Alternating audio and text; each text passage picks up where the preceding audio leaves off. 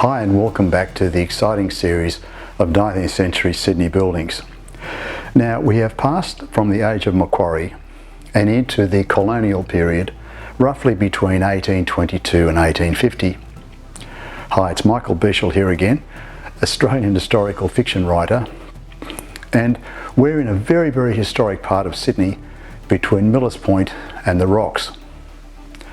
Now the colonial period was the time of a slowing of the built environment in comparison to Macquarie 10 years previous, and a time of consolidation, better house designs and greater town planning.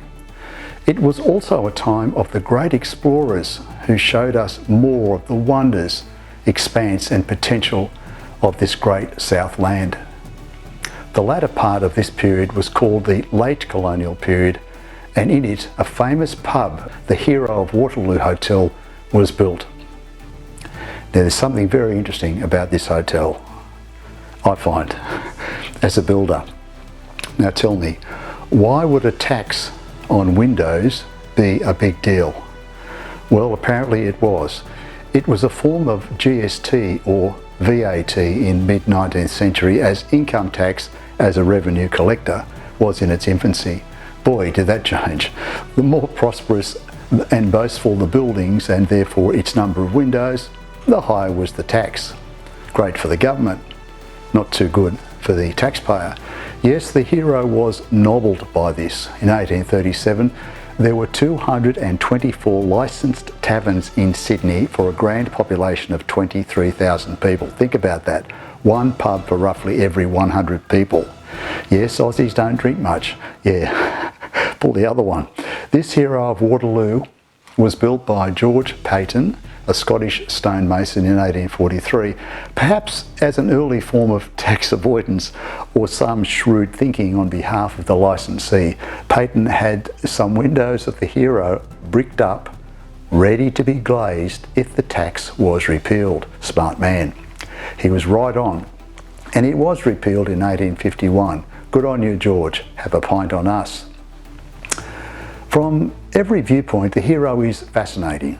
From its name after the Duke of Wellington, ghosts, crime and convict links, it's special and classified by the National Trust. Let's consider, in the novel Unbound Justice, and when the hero was still a new hotel, Sydney population had grown to 45,000, life expectancy was 45 years, and street gas lighting had only been in for a decade. It was a different social context from today in many ways. The hero, its location is significant, its maritime links predominate, and its closeness to the wharves of now Walsh Bay attest to this. Yes, there's the smugglers' tunnel from the pub, which doubles as a quasi-press gang route.